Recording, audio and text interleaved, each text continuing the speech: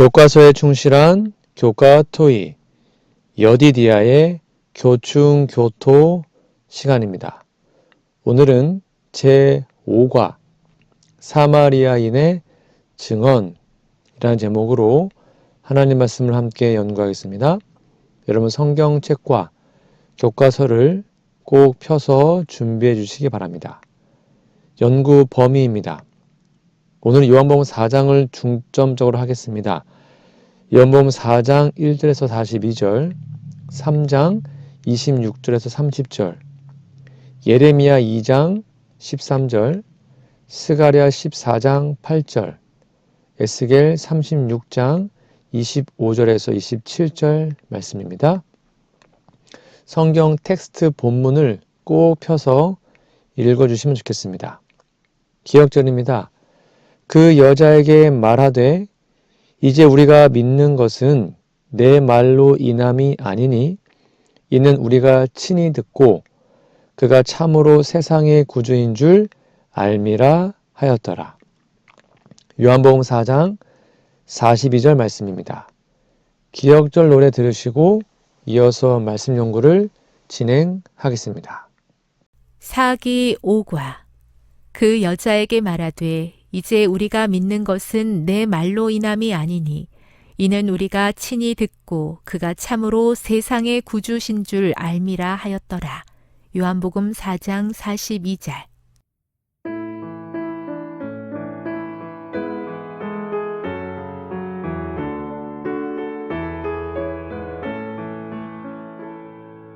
그 여자에게 말하되 이제 우리가 믿는 것은 내 말로 인함이 아니니 이는 우리가 친히 듣고 그가 참으로 세상에 구주신 줄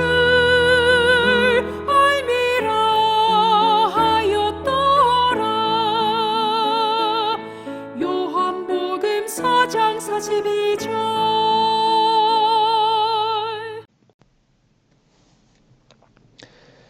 10월 27일 일요일입니다. 제목은 만남의 배경.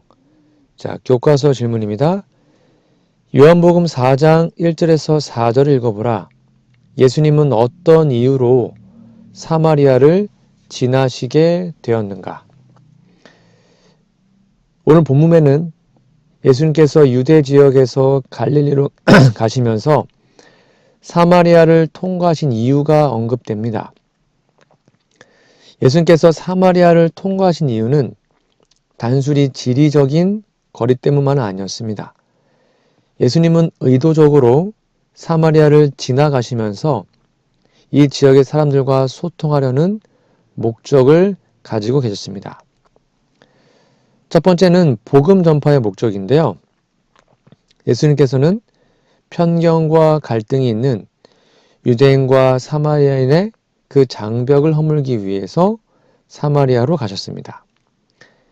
이 사마리아인과 유대인은 역사적으로 깊은 갈등이 있었지만 예수님이 이 지역을 통과하시면서 사마리아 여인을 만나 복음을 전하실 계획을 가지셨죠. 이를 통해 구원의 메시지가 특정 민족이나 종교 집단에 국한되지 않고 모든 사람에게 열려 있음을 강조하셨습니다. 두 번째는 하나님의 섭리와 계획에 따른 길이었는데요. 예수님께서 사마리아를 지나가신 것은 하나님의 섭리에 따라 예정된 일이었습니다. 영감의 글에 보면 인류의 구원을 위한 하나님의 계획으로 기록되어 있고 예수님께서 각 영혼에게 구원의 기회를 주시려는 하나님의 뜻에 따라 행동했다고 설명합니다. 즉 사마리아에서의 만남은 하나님의 특별한 의도가 담긴 것이고 그 지역 주민들에게도 복음을 전하는 중요한 계기가 되었습니다. 세 번째는 모든 사람을 향한 구원의 문을 여신 겁니다. 사마리아는 그 당시 많은 유대인들이 멀리하던 곳이었지만 예수님은 기꺼이 그곳을 통과하셨고 사마리아 여인을 통해 사마리아 사람들에게까지 복음이 전파되도록 하셨습니다. 예수님의 이 행동은 모든 사람이 하나님의 사랑 안에서 동등하게 초대받았음을 보여주신 것이죠. 이 장면에서 우리는 예수님께서 편견을 넘어 모든 사람에게 구원의 문을 여시고 하나님의 사랑을 전하고자 하신 의도를 볼 수 있습니다. 오늘날 우리도 예수님의 모본을 따라 모든 사람을 차별 없이 사랑하며 복음을 전해야 합니다. 예수님께서 모든 사람을 향한 구원의 길을 여셨듯이 우리도 그 사랑을 전하는 통로가 되기를 소망합니다. 밑에 있는 두 번째 질문입니다. 요한복음 4장 5절에서 9절을 읽어보라. 예수님은 이 기회를 어떻게 이용하여 우물가의 여인과 대화를 시작하셨는가? 오늘 본문에는 예수님께서 사마리아의 수가라는 동네에서 우물가에 앉아 계신 모습과 사마리아 여인과의 대화가 시작되는 장면이 나옵니다. 첫 번째는 일상적인 요청을 통해서 접근하신 겁니다. 예수님은 물을 달라는 요청, 부탁을 하신 것이죠. 호의를 베풀어 달라고 부탁하심으로 대화를 시작하셨는데요. 그 당시의 유대인 남성이 사마리아 여인에게 말을 거는 것은 거의 있을 수 없는 일이었습니다. 아주 드문 일이었어요. 예수님은 이것을 개의치 않으셨습니다. 그분은 일상적으로 평범한 요청을 통해 그녀에게 다가가셨죠. 이 단순한 부탁이 그녀에게는 생소하게 느껴졌고 그로 인해 그녀는 자연스럽게 예수님께 집중하게 되었던 것입니다. 두 번째는 편견을 허물고 다가가셨습니다. 예수님께서 사마리아 여인과의 대화를 통해 민족적, 종교적 경계를 넘어서신 것은 그 자체로도 큰 의미가 있습니다. 조금 전에 말한 것처럼 그 당시 유대인들과 사마리아의 갈등은 뿌리 깊은 편견으로 이어졌지만 예수님이 이러한 사회적 장벽을 넘어섰죠. 이로써 그녀는 예수님이 그 사회적 규범을 넘어서는 사랑과 관심을 가지고 있음을 알 수 있었던 것이죠. 세 번째는 사람을 존중하고 배려하는 태도입니다. 예수님은 자신의 필요를 이유로 이 여인에게 물을 달라고 요청하셨지만 그 속에는 그녀에게 다가가기 위한 깊은 배려가 담겨 있었습니다. 영감의 글에도 이것을 두고 예수님은 그녀의 자존감을 지키고 그녀에게 다가가기 위한 작은 기회를 만드셨다라고 설명합니다. 여인이 자신을 존중받고 있음을 느낄 때 자신이요, 그녀는 대화에 자연스럽게 참석하게 된 것이죠. 네 번째는 호기심을 자극하신 겁니다. 예수님의 요청은 여인에게 호기심을 자극했습니다. 유대인 남성이 사마리아 여인에게 도움을 요청한 것은 그녀에게 있어서 이상한 일이었기 때문에 그녀는 질문을 던진 거예요. 아니, 당신은 유대인으로서 어찌하여 사마리아 여자인 나에게 물을 달라 합니까? 그녀의 이러한 반응은 대화를 이어갈 수 있는 기회를 제공했고 복음을 나눌 수 있는 문을 열어주었습니다. 예수님은 단순히 물을 요청함으로써 대화를 시작하셨지만 그 안에는 상대방을 존중하고 편견을 허무는 사랑이 담겨 있었습니다. 우리도 복음을 전할 때 예수님의 이러한 접근 방식을 본받아 상대방을 존중하고 배려하며 편견 없이 다가갈 수 있어야 합니다. 예수님께서 보여주신 방법처럼 상대방의 필요와 상황에 맞추어 다가갈 때 우리도 그들에게 하나님의 사랑을 자연스럽게 전할 수 있게 될 것입니다. 10월 28일 월요일입니다. 제목은 우물가의 여인. 자, 교과서 질문 볼까요? 요한복음 4장 7절에서 15절을 읽어보라. 예수님은 이 여인에게 복음을 전하기 위해 이 만남을 어떻게 활용하셨는가? 오늘 본문에서 예수님께서 사마리아 여인과 나눈 대화를 통해 복음을 전하시는 방법이 기록되어 있습니다. 이 장면에서 예수님은 물이라는 일상적인 소재를 활용하여 영적인 진리를 자연스럽게 전달하셨죠. 첫 번째, 예수님께서 여인에게 복음을 전하신 방법입니다. 바로 일상의 주제를 영적인 의미로 연결하신 거죠. 예수님께서는 물이라는 일상적인 주제를 통해 대화를 시작하셨지만 곧 생수라는 개념을 도입하심으로써 영적인 의미를 담아내셨습니다. 이 생수는 하나님께서 주시는 영적인 생명과 축복을 상징하고 예수님은 이를 통해 여인에게 진정한 갈증을 해소하는 구원의 길을 가리키셨습니다. 이로 인해 여인은 처음에는 물리적인 물을 생각했지만 점점점 예수님의 말씀에 관심을 기울이게 되었던 것이죠. 그녀의 필요와 갈망을 자극하셨습니다. 두 번째입니다. 예수님은 여인에게 내가 주는 물을 마시는 자는 영원히 목마르지 아니하리라 라고 말씀하셨어요. 이는 그녀의 영적 갈망을 자극했고 그녀가 가진 내면의 목마름을 해결하는 길이 있음을 암시했습니다. 영감의 글에는 이 장면에서 그분께서는 각 사람의 내면에 있는 공허함을 채우시려는 하나님의 사랑을 전하려 하셨다라고 설명합니다. 여인은 물리적인 물에 대한 필요 외에 영적인 갈증이 있음을 깨닫기 시작했던 것이죠. 또한 구원의 필요성을 간접적으로 나타내셨습니다. 예수님은 자신이 주는 물이 영생하도록 솟아나는 샘물이라고 설명했습니다. 이는 그저 순간적인 해갈이 아니라 영원한 생명, 즉 구원을 상징합니다. 여인은 이것을 통해 일시적인 것 이상의 어떤 영원한 삶의 의미를 발견하게 되었고 점차 예수님께 마음을 열기 시작했죠. 즉 상황에 맞는 은유를 사용해서 복음의 메시지를 쉽게 이해하게 하신 것입니다. 이게 예수님의 아주 달란트였는데요. 예수님은 대화의 흐름 속에서 친근한 은유와 비유를 통해 복음을 설명하셨습니다. 여인이 그런 물을 내게 주사 목마르지도 않고 라는 반응을 보인 것은 그녀가 예수님께 주시는 영생의 물을 받을 준비가 되어 있었음을 말해주고 있습니다. 이 대화는 복음을 전할 때 상대방의 일상적 필요와 갈망을 통해 진리로 인도할 수 있음을 보여줍니다.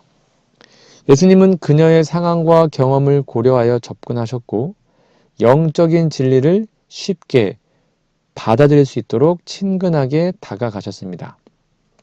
우리도 예수님의 본을 따라 다른 이들의 필요를 깊이 이해하고 그들의 갈망 속에서 하나님의 은혜를 나누며 그들이 진정한 생명을 얻을 수 있도록 돕기를 소망합니다.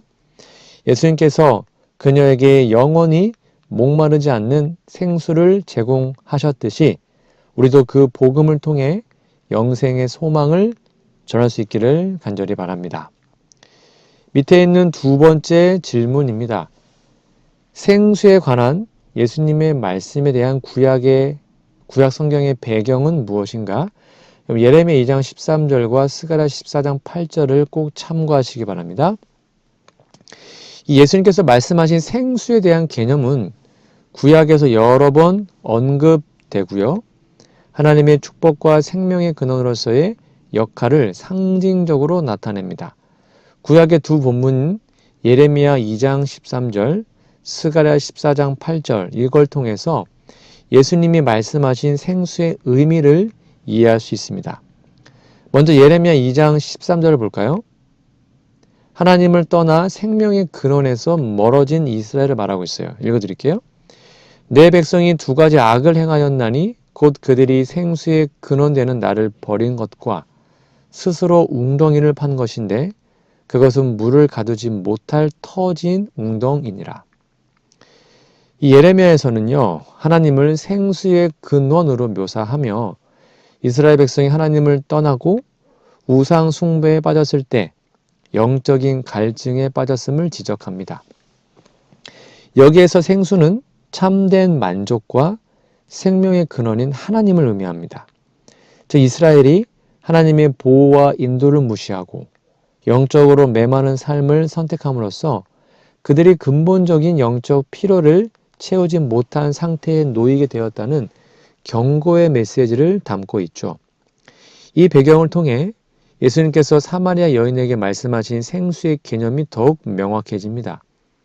예수님은 하나님과의 관계 회복을 통해 진정한 만족과 영적 갈증의 해소를 약속했으며 예레미야 경고처럼 생명수를 주시는 하나님만이 참된 생명의 근원임을 강조하신 겁니다. 스가랴 14장 8절에 보면 새 예루살렘에서 나오는 생수의 약속이 나오는데요. 읽어드릴게요. 그날의 생수가 예루살렘에서 솟아나 절반은 동해로 절반은 서해로 흐를 것이라.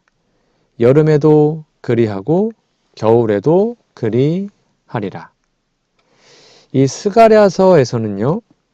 미래의 새 예루살렘에서 생수가 흘러나와 모든 민족에게 생명을 가져다 줄 것을 예언합니다. 이 생수는 하나님께서 주시는 영적인 회복과 새 창조를 상징하며 모든 계절에 끊임없이 흘러 생명을 풍성하게 합니다. 스가랴의 예언은 하나님께서 주실 영원한 구원의 축복과 신령한 생명의 넘침을 예시하죠.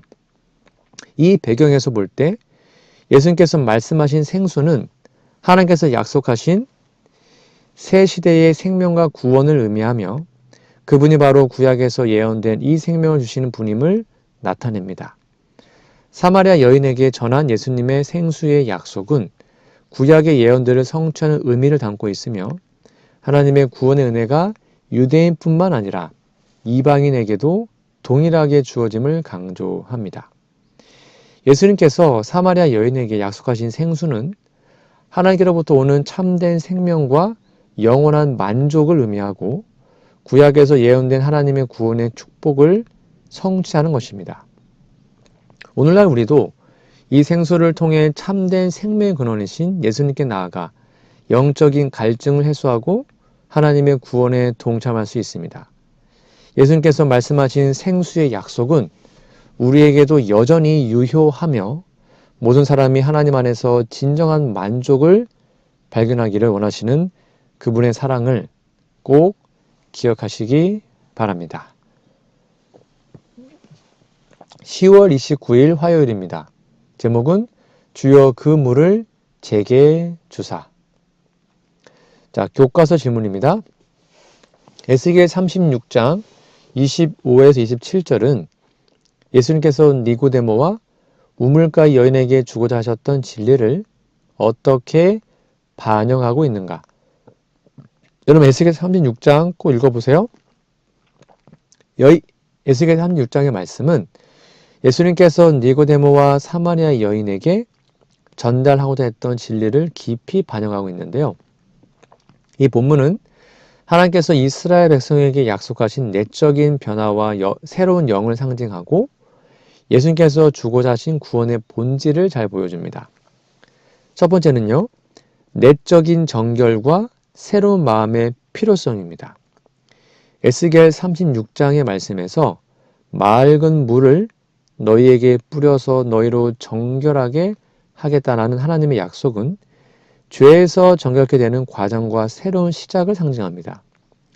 예수님께서 니고데모에게 사람이 물과 성령으로 나지 아니하면 하나님 나라에 들어갈 수 없다라고 말씀하셨죠? 그게 바로 요한복음 3장 5절의 말씀과 연결되는 겁니다. 이는 물과 성령의 역사를 통해 내면 우리의 마음이 새롭게 되고 정결하게 되는 것을 뜻하는 것이죠. 하나님께서 그분의 백성들에게 새로운 마음과 영을 주시겠다는 이 약속은 예수님께서 전하고자 하신 구원의 핵심 메시지인 거듭남을 설명하고 있는 것입니다. 두 번째는 굳은 마음을 제거하고 부드러운 마음을 주신다는 약속입니다. 에스겔 36장입니다. 하나님께서 굳은 마음을 제거하고 부드러운 마음을 주겠다는 약속은 뭐냐면 인간의 내면이 하나님을 받아들이기 위해서 변화되어야 함을 보여줍니다. 예수님께서 니고데모에게 말씀하신 거듭남과 사마리아 여인에 주신 생수의 약속은 모두 이 내면의 변화를 강조하고 있죠. 니고데모는 율법에 대한 지식이 있었지만 참된 영적 변화를 필요로 했고, 사마리아 여인은 영적인 갈증으로 인해 참된 생명을 원했습니다. 그들에게 필요한 것은 마음이 변화되고 새롭게 되어 하나님과의 관계 안에서 살아가는 것이었습니다. 세 번째는 성령의 임재와 능력을 통한 변화입니다. 에스겔 36장 27절에 볼까요? 내 영을 너희 속에 두어 너희로 내 율례를 행하게 하리니 라고 말씀하시면서 성령의 내주하심을 예언합니다. 이는 예수님께서 사마리아 여인에게 내가 주는 물을 마시는 자는 영원히 목마르지 아니하리라 라고 하셨던 말씀과도 일맥상통합니다. 예수님은 그들에게 성령을 통해 참된 만족과 능력을 얻게 하심으로 그들의 삶이 하나님의 율법을 따라 사는 변화된 삶으로 이끌어 가고자 하셨습니다. 성령은 그들의 영적 갈증을 해결하고 하나님과의 온전한 교제를 가능케 하시는 분이십니다. 그래서 에스겔 36장 25절에서 27절은 예수님께서 니고데모와 사마리아 여인에게 주고자 하셨던 복음의 핵심 진리를 반영합니다. 예수님은 인간의 영혼 깊은 곳에 있는 갈증과 필요를 충족시키기 위해 오셨고 성령을 통해 마음을 새롭게 하고 참된 생명을 주시기를 원하셨습니다. 이 메시지는 오늘날 우리에게도 여전히 유효합니다. 우리도 성령의 역사로 내면이 새롭게 되고 하나님의 사랑 안에서 참된 만족을 누리며 하나님과 동행하는 삶을 살 수 있기를 소망합니다. 밑에 있는 두 번째 질문입니다. 요한복음 4장 16절을 읽어보라. 예수님께서는 그 여인의 요청에 어떻게 대답했는가? 이 말씀에서 예수님께서는요, 사마리아 여인의 요청에 응답하신 장면이 나오는데 여인이 말하죠. 그런 물을 내게 주사 목마르지도 않고 또 여기 물 기르러 오지도 않게 하옵소서라고 요청하자 예수님은 그녀의 진정한 필요를 드러내기 위해서 이렇게 말씀하셨죠. 이르시되 가서 내 남편을 불러오라. 여러분, 예수님의 이러한 답변의 의도와 목적이 무엇일까요? 왜 갑자기 남편 얘기했을까요? 첫 번째는 진정한 갈증을 드러내기 위함이었습니다. 예수님은 여인의 요청에 대해 즉각적으로 물을 주는 대신 그녀의 내면을 들여다보게 했습니다. 가서 내 남편을 불러오라는 이 요청을 통해 그녀가 지닌 진정한 영적 갈증, 즉 내면의 죄와 결핍을 깨닫게 하신 겁니다. 즉 하나님은 늘 언제나 우리에게 죄를 먼저 깨닫게 하십니다. 이는 여인의 삶에서 남편을 비롯한 다양한 관계에 의지해왔지만 여전히 영적으로 갈증을 느끼고 있다는 사실을 암시합니다. 예수님은 이 질문으로 여인의 삶의 문제를 깊이 들여다보도록 유도하셨던 겁니다. 두 번째는 진리 안에서의 회복을 돕기 위함입니다. 예수님은 단순히 여인의 죄를 깨닫게 하는 것을 넘어서 그분 안에서 회복을 경험하도록 이끄셨습니다. 영감의 글에는 이 장면에 대해서 예수님께서 그 여인의 내면을 진리의 빛으로 비추셨을 때 그녀의 영혼은 참된 회복을 경험할 준비가 되었다라고 설명합니다.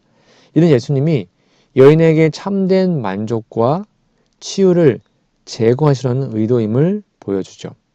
세 번째는 구원을 위한 회개와 인정을 촉구하십니다. 예수님은 이 여인이 자신의 삶의 진실을 직면하게 하시며 회개를 통해 진정한 구원을 받을 기회를 제공하셨습니다. 그녀가 자신의 상태를 인정하고 회개함으로써 예수님께서 주시려는 영원한 생명을 받을 수 있는 기회가 준비가 되었던 것입니다. 이는 구원에 있어 회개가 필수적인 단계임을 강조합니다. 예수님은 여인의 단순한 요청에 바로 응답하지 않으시고 그녀가 자신의 깊은 영적 필요를 깨닫도록 인도하셨습니다. 우리도 복음을 전할 때 상대방의 영적 필요를 이해하고 그들이 진정으로 갈망하는 것이 무엇인지 드러내는 과정이 필요함을 배울 수 있습니다. 예수님께서 보여주신 이 섬세한 접근을 본받아 다른 이들이 진정한 구원을 받을 수 있도록 이끌어주는 것이 중요하죠. 예수님은 그분의 사랑과 진리로 우리를 치유하고자 하시며 우리의 갈증을 채워주시기를 원한다. 이 사실을 꼭 기억하시면 좋겠습니다. 10월 30일 수요일입니다. 제목은 예수님의 드러내 보이심. 교과서 질문해 볼까요? 요한복음 4장 16절에서 24절 읽어보라. 예수님은 그 여인의 가장 은밀한 비밀도 알고 계심을 보여주기 위해서 무엇을 하셨고 여인은 어떻게 반응했는가? 요한복음 4장 16절에서 24절에서는 예수님께서 사마리아 여인의 삶 속에 깊은 비밀을 아시고 이를 통해 그녀의 마음을 여시는 장면이 나옵니다. 이 대화를 통해 예수님은 여인의 내적 필요를 드러내시고 참된 예배에 대한 교훈을 주십니다. 예수님께서 여인의 비밀을 드러내신 방식과 그 목적이 무엇이었을까요? 첫 번째, 내적 비밀을 밝히심으로 그녀의 마음을 여셨습니다. 예수님은 여인의 말대로 남편이 없다는 것을 인정했지만 그녀가 이전에 남편이 5명이나 있었고 지금 함께 있는 사람도 남편이 아님을 지적했습니다. 이는 예수님께서 그녀의 삶을 깊이 알고 있다는 것을 보여줬고요. 단순한 인간적인 요청을 넘어 그녀의 영혼의 그 부족함을 헤아리고 있음을 나타내셨습니다. 이를 통해 예수님은 그녀가 직면해야 할 영적 문제와 내적 갈증을 드러내셨습니다. 두 번째는 그녀의 영적 갈망을 자극했습니다. 예수님께서 그녀의 과거와 현재의 삶을 정확히 지적했을 때 여인은 예수님을 선지자로 인정하고 영적 관심을 드러냅니다. 그녀는 우리 조상들은 이 산에서 예배하였는데 라고 말하며 예배 장소에 대한 질문을 던졌습니다. 이는 그녀가 참된 예배와 하나님에 대해 알고 싶어 한다는 뜻으로 예수님은 이를 통해 그녀의 관심을 영적 문제로 전환시켰죠. 세 번째는 참된 예배의 개념을 가르쳤습니다. 예수님은 여인의 질문에 응답하며 예배의 장소가 아닌 영과 진리로 예배하는 것이 중요함을 강조했습니다. 예수님은 하나님께서 장소가 아니라 마음에서 드리는 참된 예배를 받으시고 이러한 예배가 진정한 구원의 기름을 가르쳤습니다. 이로써 그녀는 자신이 단지 물리적인 갈증을 해소하려는 것이 아니라 영적인 진리와 구원을 추구할 필요가 있음을 깨닫게 하셨습니다. 그럼 여인의 반응과 변화는 무엇이었을까요? 여인은 예수님께서 자신의 삶을 아시고 있다는 사실에 놀라워하며 그분을 선지자로 여기게 되었습니다. 그녀는 자신의 과거와 비밀, 그 모든 추악한 죄들이 드러났음에도 도망치지 않고 예배와 하나님에 대해 더 깊이 알고자 하는 열망을 보였습니다. 이 대화는 결국 그녀가 예수님을 메시아로 받아들이는 계기가 되었고 그녀는 이 만남 이후 동네로 돌아가 사람들에게 예수님을 소개하며 복음의 증인이 되었습니다. 여러분, 예수님은 그녀의 내적 필요와 영적 갈증을 드러내시고 참된 예배를 통해 하나님과의 관계가 어떻게 회복될 수 있는지를 가르쳐 주셨습니다. 이를 통해 우리는 하나님께서 우리의 가장 깊은 내면까지 아시며 그 갈증을 영적으로 채우기 위해 다가오신다는 사실을 깨달을 수 있습니다. 예수님께서 여인에게 참된 예배와 구원을 제시하셨듯 우리도 그분 안에서 참된 생명과 영적 만족을 경험하게 되기를 간절히 바랍니다. 밑에 있는 두 번째 질문입니다. 요한복음 4장 25절, 26절을 읽어보라. 예수님은 여인에게 자신이 누구이신지를 어떻게 드러내셨는가? 오늘 본문에 보시면 예수님은 사마리아 여인에게 그분이 누구신지를 그냥 바로 직접적으로 드러내십니다. 내가 메시아다. 여러분, 예수님께서 자신을 이렇게 직접적으로 계시하신 그 방법, 그 이유는 무엇이었을까요? 첫 번째, 여인의 메시아에 대한 기대를 확인했기 때문입니다. 여인은 예수님과의 대화를 통해 참된 예배와 영적 진리에 대해 관심을 갖게 되었고요. 메시아에 대한 소망을 표현했던 겁니다. 메시아, 곧 그리스도라는 이가 오실 줄을 내가 압니다 라고 말할 때 그 말에서 그녀는 메시아가 올 때 모든 진리를 가르치고 깨닫게 해줄 것이라는 기대를 가지고 있었습니다. 이와 같은 메시아에 대한 언급은 그 당시 사마리아인들 사이에도 깊이 뿌리 내린 소망이었고 그녀는 영적인 안내자이자 구원자로서의 메시아를 기다리고 있었습니다. 두 번째, 직접적인 선언으로 메시아이심을 밝히셨죠. 예수님께서는 이 여인의 기대와 소망을 들어주신 후 아주 분명하고 직접적으로 너에게 말하는 내가 그라 라고 말씀하셨습니다.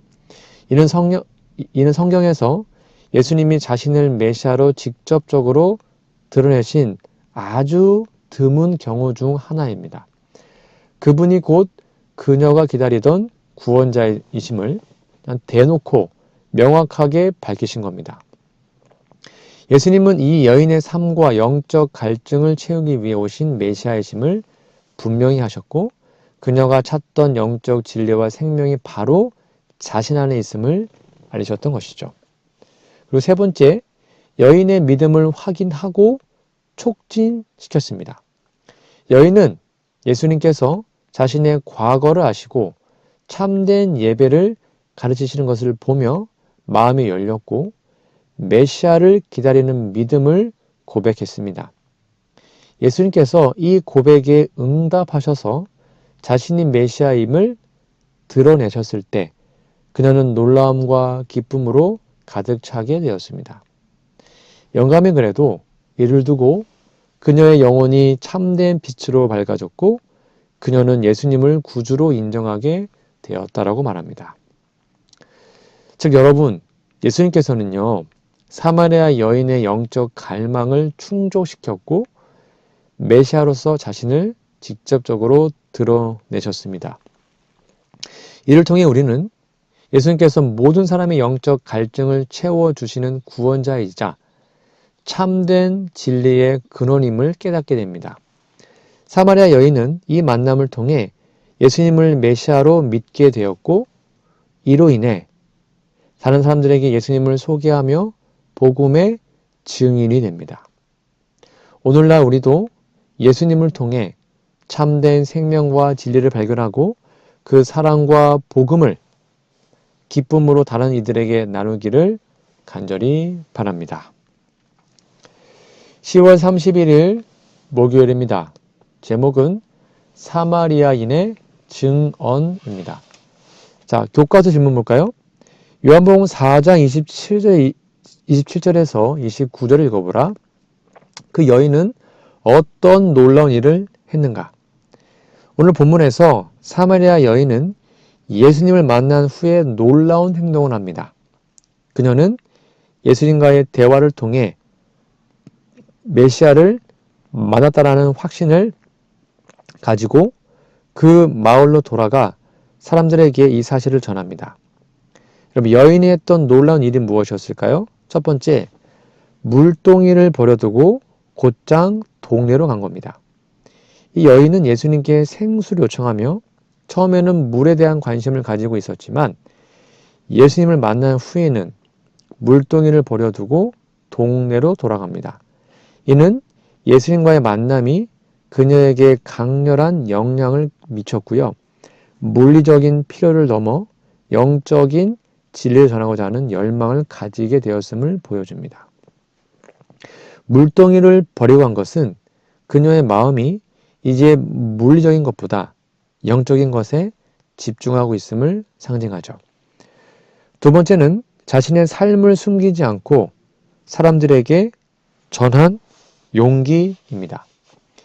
이 여인은 과거에 여러 남편을 두었던 삶을 살아오며 사람들로부터 외면받고 있었지만 예수님을 만난 후에는 자신의 과거를 부끄러워하지 않고 사람들에게 내가 행한 모든 일을 내게 말한 사람을 와서 보라고 말했습니다.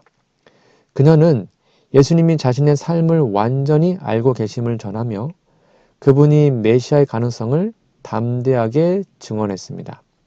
이는 그녀가 예수님 안에서 새로운 정체성과 구원을 경험했음을 보여줍니다.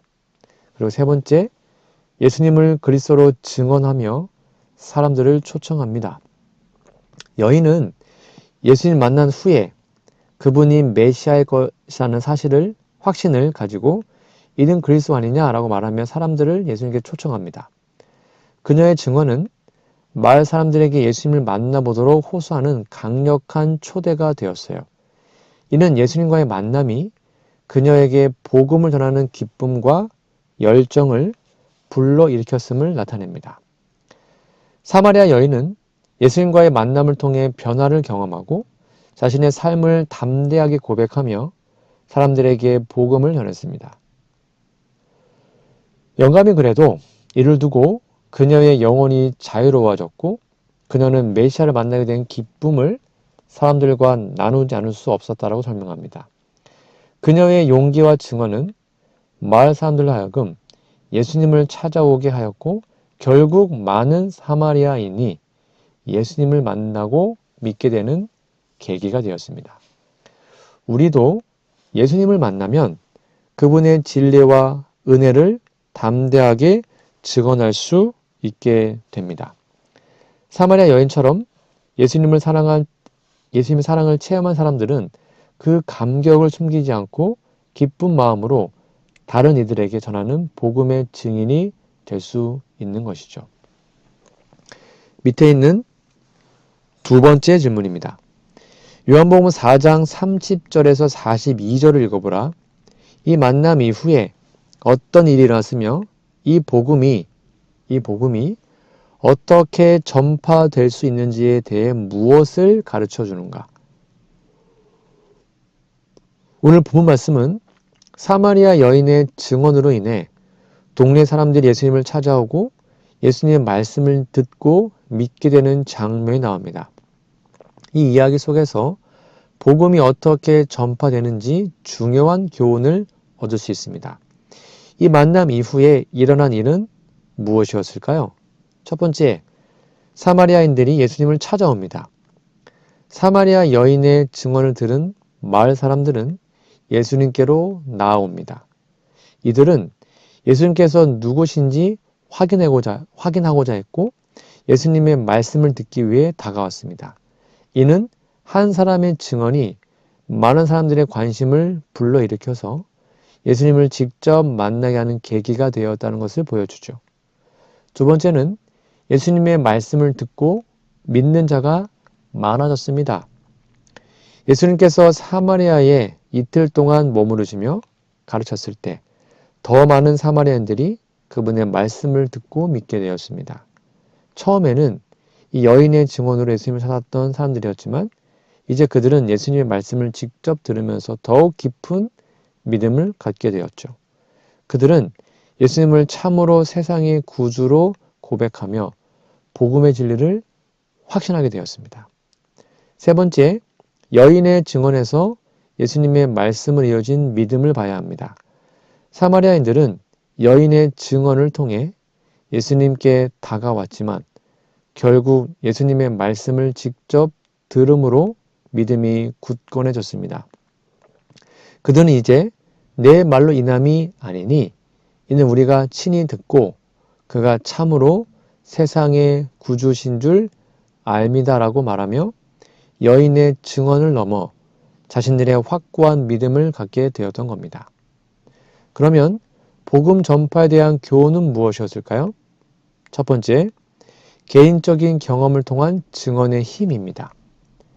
사마리아 여인은 예수님을 만난 경험을 다른 사람들에게, 마을 사람들에게 자연스럽게 나누었고 이는 강력한 증언이 되었습니다. 한 사람의 개인적인 복음의 경험이 복음 전파의 시작점이 되었음을 볼 수 있는 겁니다.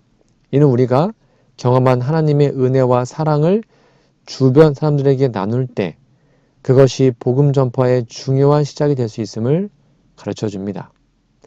두 번째는 복음은 다양한 방법으로 뿌려지고 자라난다는 것입니다.